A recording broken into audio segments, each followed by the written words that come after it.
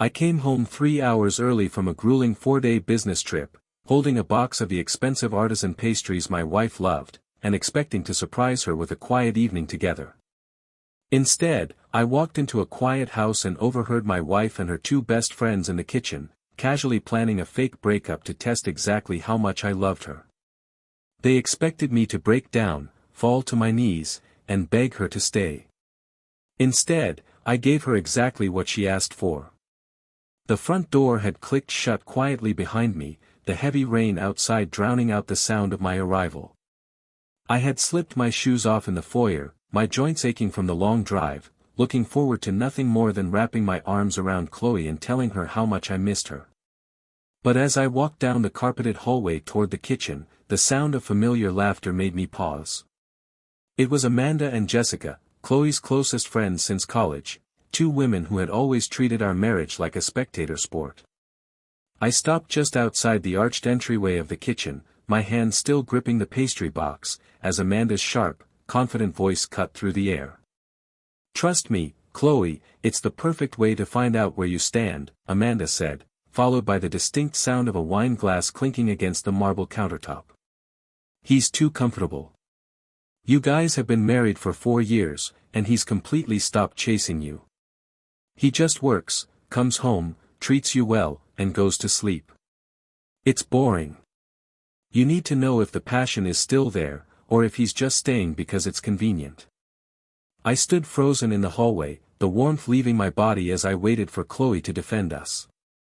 We hadn't stopped chasing each other. I had been working 80 hours a week at the firm specifically to pay off the massive debt from her failed boutique business and to ensure we could buy the house she wanted.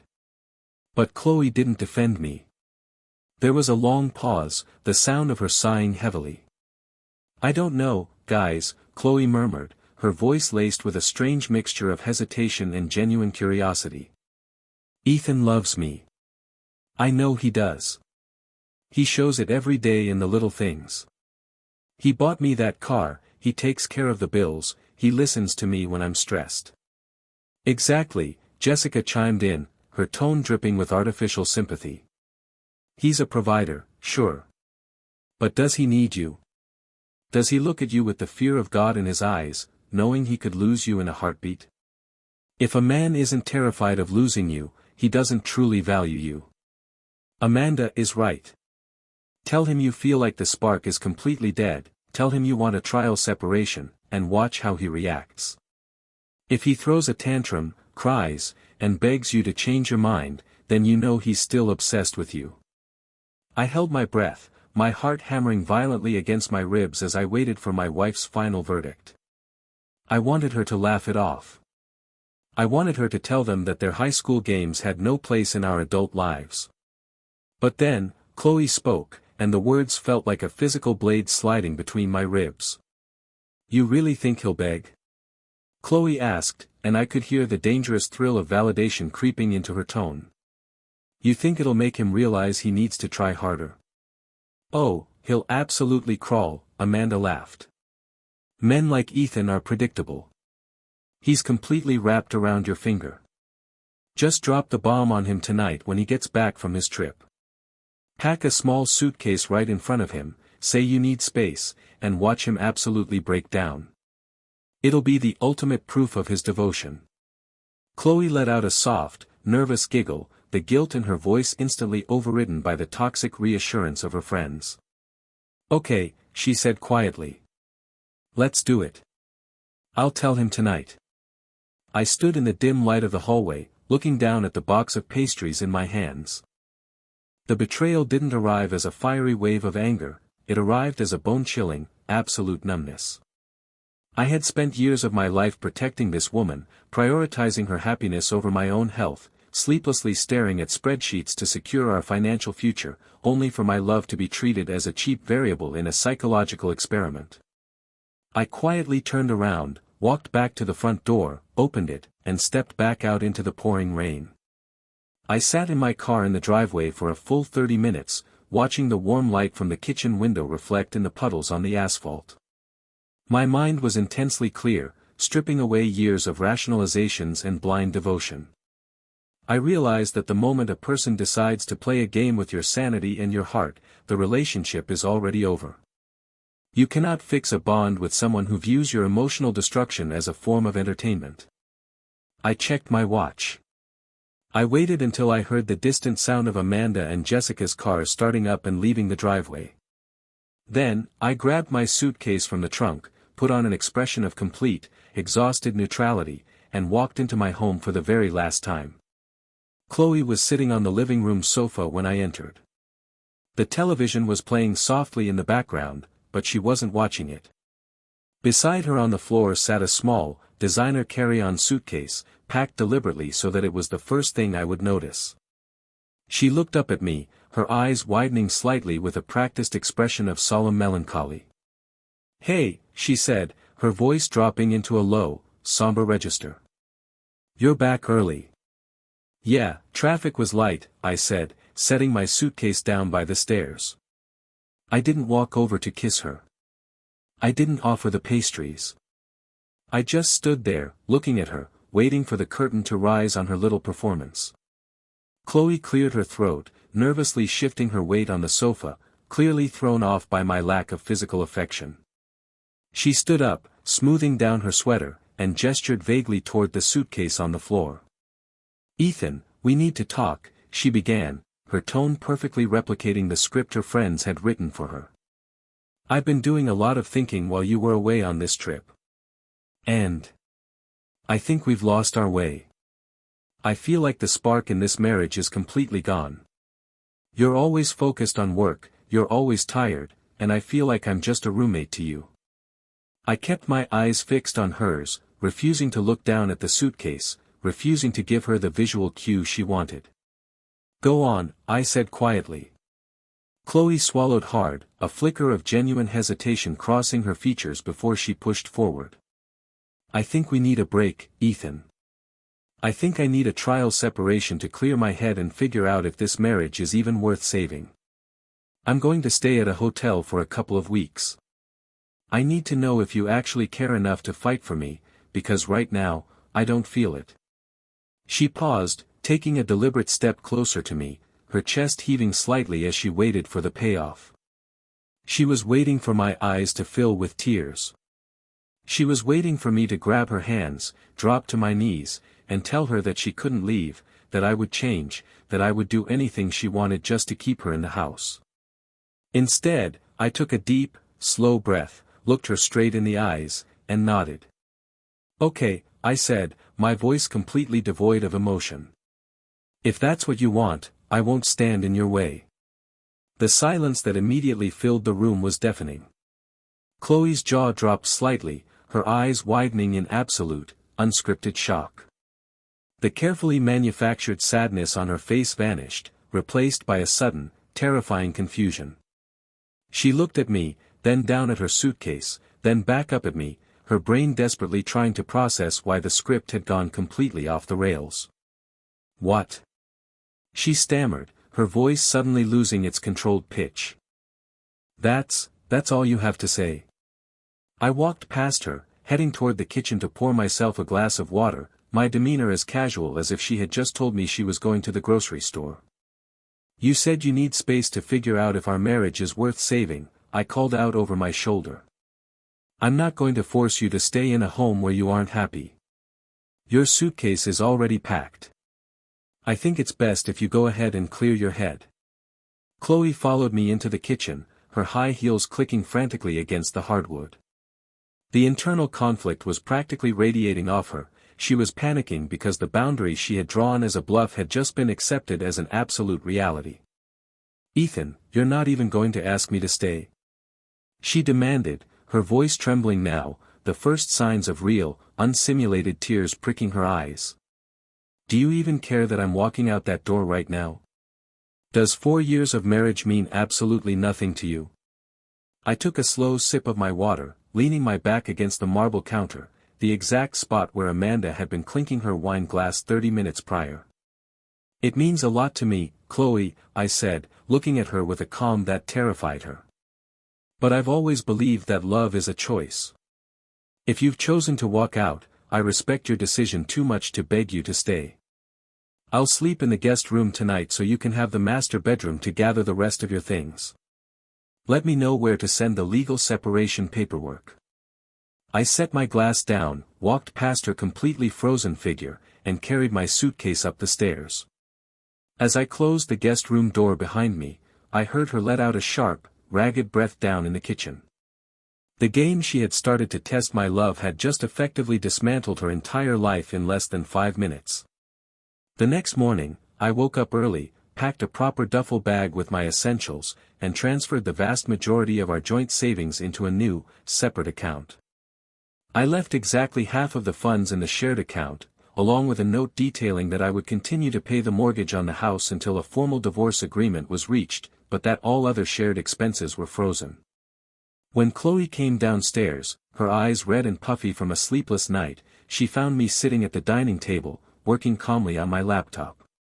She looked entirely different from the confident woman of the night before. The reality of the situation had settled into her chest, and she looked utterly terrified. "Ethan, please," she said, her voice small, cracking as she stood at the edge of the rug. "Can we just talk about this rationally? I think we both reacted too emotionally last night.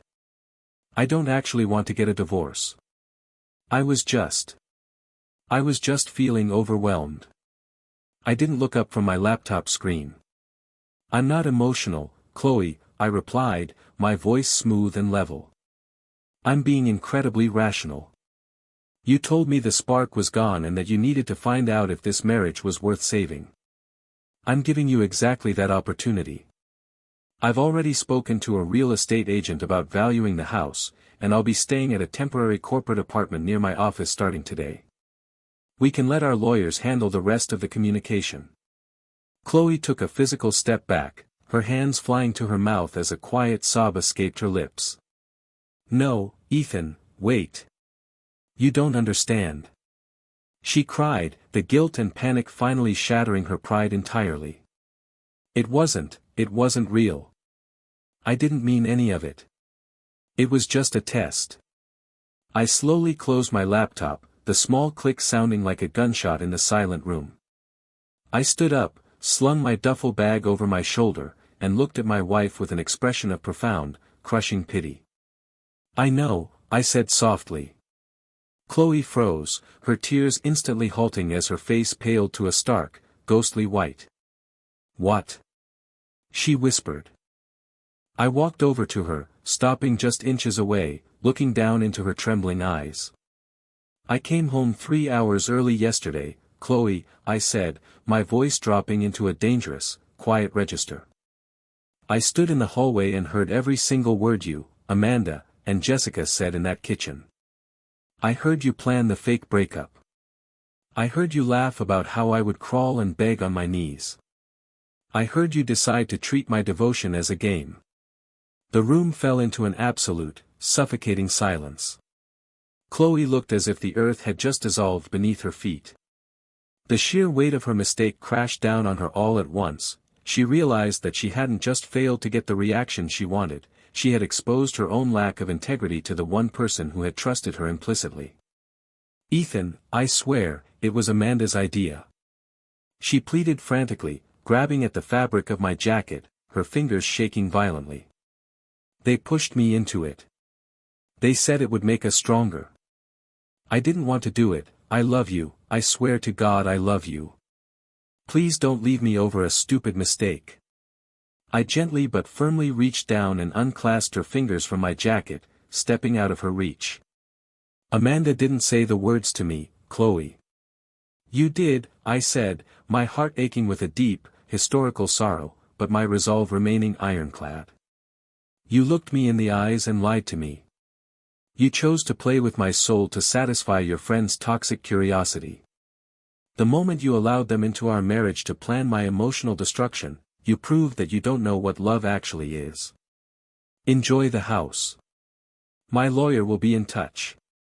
I walked out the front door, locking it behind me, and drove away without looking back in the rearview mirror. The next 3 weeks were a masterclass in realistic, adult isolation. I didn't go to bars, I didn't rebound, and I didn't block her number. I simply let the silence exist. Chloe sent dozens of text messages every single day, long, rambling paragraphs filled with frantic apologies, promises to go to marriage counseling, and shifting blame onto her friends. I didn't reply to a single one. When you answer a panicked person's messages, you give them hope that the boundary is negotiable. I needed her to understand that some actions carry a price that cannot be paid in apologies. My life shifted into a quiet, structured routine. I threw myself entirely into my work at the architecture firm, directing all the raw, nervous energy from my heartbreak into a major regional commercial bid we had been struggling with for months. For the first time in years, I wasn't rushing home to manage someone else's emotional instability or trying to fix a financial deficit that wasn't mine. I spent my evenings running along the river, feeling the cool air clear the fog from my lungs, and slowly rediscovering the simple peace of owning my own mind. I made a new friend during those weeks, a senior partner at the firm named David, a divorced older man who noticed the quiet intensity with which I was working. We started getting dinner after late shifts, sitting at a quiet diner downtown, talking about structural engineering, history, and the brutal reality of rebuilding a life from scratch. "You know, Ethan," David said one night, staring into his coffee cup, "a man can survive a lot of things. He can survive bankruptcy, he can survive failure, and he can survive grief. But he cannot survive the loss of his own self-respect. The moment you let someone treat your dignity like a toy, you lose your footing in this world. You did the right thing by walking away cleanly." His words anchored me. They reminded me that my quiet acceptance wasn't a sign of weakness, it was the ultimate assertion of my value. I didn't need to yell, I didn't need to throw things, and I didn't need to get revenge. The universe takes care of people who play games with others, usually by giving them exactly what they deserve, the empty space left behind by the people who truly cared for them. Meanwhile, Chloe's reality was rapidly deteriorating. According to a mutual friend who called me out of concern, Chloe had completely isolated herself in the big, empty house. Amanda and Jessica, the very women who had orchestrated the test, had grown bored of her drama within a week.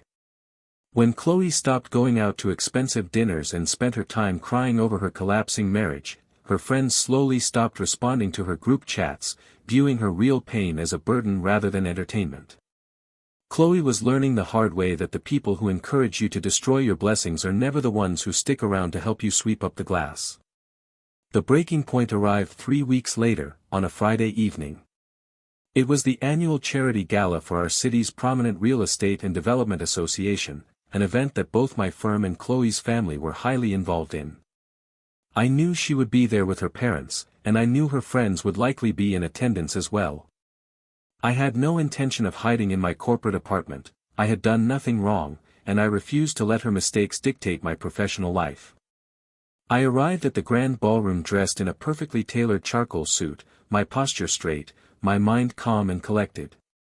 Within an hour, our firm was announced as the primary design winner for the new downtown cultural center, a massive career milestone that solidified my position as a rising partner. The room erupted in applause, and as I walked up to the stage with David to accept the award, my eyes inadvertently scanned the crowd. I found Chloe standing near the back bar, flanked by her parents and, predictably, Amanda and Jessica. Chloe looked stunning but devastatingly pale, her eyes fixed on me with a mixture of intense pride and agonizing regret. Amanda, on the other hand, was looking around nervously, clearly uncomfortable with my sudden, high-profile success.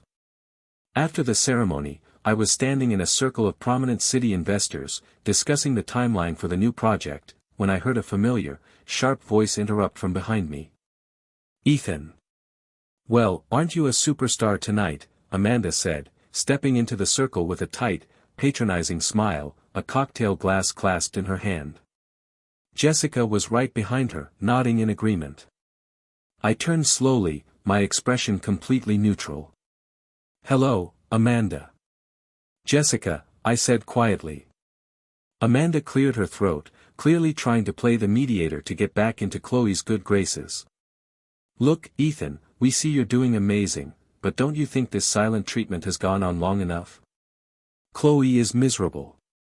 She's been crying for 3 weeks straight over a silly little misunderstanding.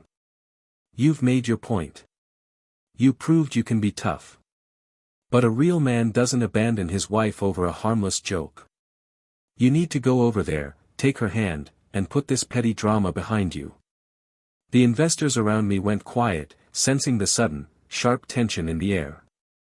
David stepped up beside me, his eyes narrowing at Amanda, but I raised a gentle hand to signal that I could handle it. I looked at Amanda, then at Jessica, letting the silence stretch out until both of them began to shift uncomfortably under my gaze. A harmless joke? I asked, my voice perfectly clear, carrying easily over the ambient music of the ballroom. Yeah, Jessica chimed in, trying to sound authoritative. It was just a test to see how much you loved her. You're completely overreacting by involving lawyers. I smiled slightly, a cold, sharp expression that made Amanda's smile completely falter. I'm curious, Amanda, I said, my voice cutting through the space like a laser. When you were sitting on my kitchen counter 3 weeks ago, drinking my wine, and telling my wife that I would crawl and beg on my knees if she lied to me about a separation, did you consider that a harmless joke too? Amanda's face instantly drained of all color. Her cocktail glass shook slightly, her eyes widening in sheer, unadulterated terror as she realized her private malice had just been dragged out into the bright light of a public ballroom. What?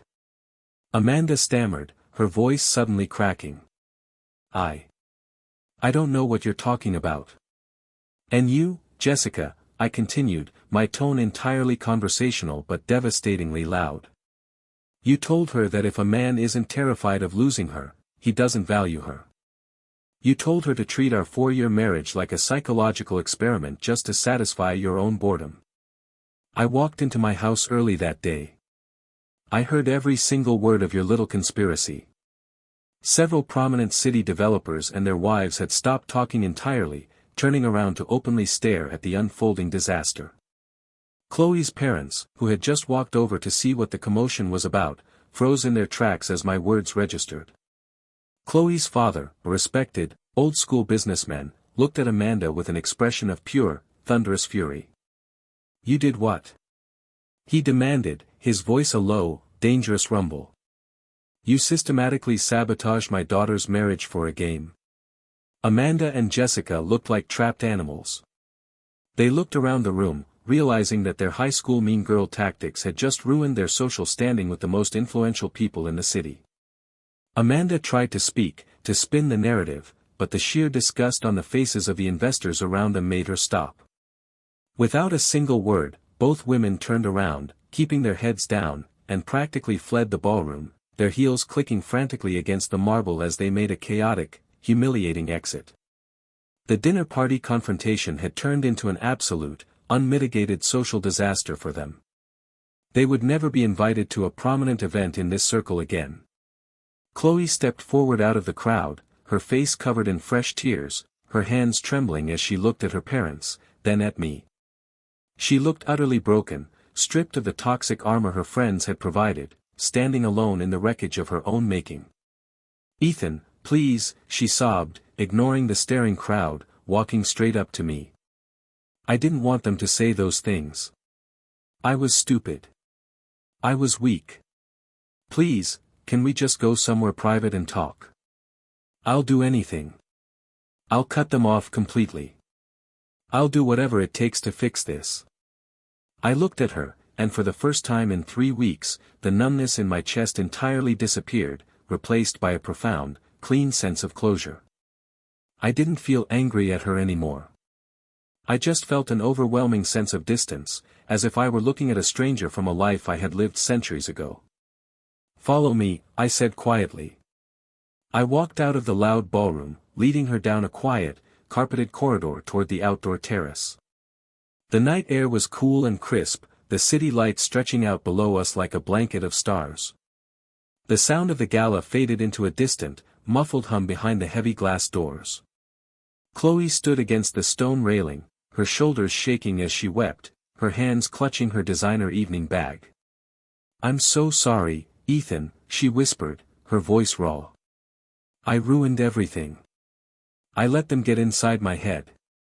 I had a perfect life, a man who loved me more than anything, and I threw it away because I was insecure and bored. Please tell me there's still a chance. Please tell me we can work through this. I walked over to the edge of the railing, looking out at the city skyline, letting the cool wind wash over my face. I didn't raise my voice. I didn't use harsh words. The truth doesn't need to be loud to be devastating. You had a husband who loved you unconditionally, Chloe, I said softly. A man who worked himself to the bone to make sure you never had to worry about a single thing. A man who trusted you with his whole heart. But the moment you allowed other people into our sacred space to plan a test on my emotions, you killed that trust. You wanted to see me break down and beg. You wanted to see me crawl. Think about the cruelty in that desire, Chloe. You wanted to see the person you love suffer just to satisfy your own vanity. Chloe shook her head violently, her tears falling onto the stone floor. I didn't think it would go this far. I thought you would just say no, and we would laugh about it. Love isn't a game where you push someone to the edge of a cliff just to see if they'll jump, I replied, turning my head to look at her one last time. I forgave you a long time ago, Chloe. I forgave you for the kitchen conversation, I forgave you for the fake separation, and I forgave you for the public humiliation. But forgiveness and going back were never the same thing. She looked up at me, the final, desperate hope dying out in her eyes as she recognized the absolute, immovable certainty in my voice. She realized that there was no anger left for her to negotiate with, there was only a profound, clean indifference. What am I supposed to do now? She whispered, her voice hollow, utterly defeated. You're supposed to learn from this, I said gently. You're supposed to grow up, find out who you are without the influence of manipulative people, and learn how to value a good thing when it's standing right in front of you. But you'll have to do that without me. I stepped back from the railing, adjusting the cuffs of my charcoal suit. I offered her a final, polite nod of farewell, the kind of nod you give to a casual acquaintance, and turned around. I walked back through the heavy glass doors, stepping out of her life and into the bright, warm lights of the ballroom. David was waiting for me near the exit, holding my coat, a quiet look of profound respect on his weathered face. Ready to celebrate that design win properly? David asked, clapping a hand onto my shoulder. Yeah, I said, looking out at the room full of people who respected my mind and my work. Let's go. As we walked out into the cool night air, leaving the Grand Hotel behind us, I felt an incredible, weightless peace settle over my entire soul. My life hadn't been destroyed by her little test, it had simply been cleared of the illusions that were keeping me from my real potential. I was moving forward into a future of my own design, completely unburdened by games, drama, or false devotion. Trust isn't something you test. It's something you protect.